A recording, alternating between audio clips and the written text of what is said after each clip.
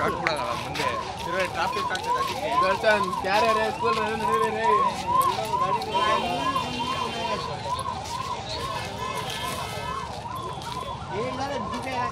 അതായത് നല്ല മഞ്ഞാടി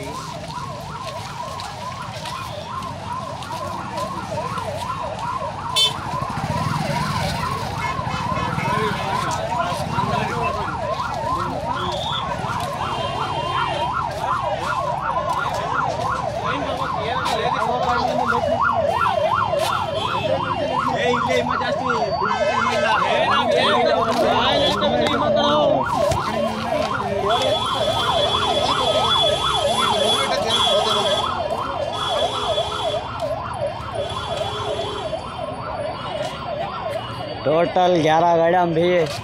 नेलमंगला के टोल गए जस्ट अब सुबह ही हुआ सो देखो आने वाले हंस गन खड़ा लिया होता है।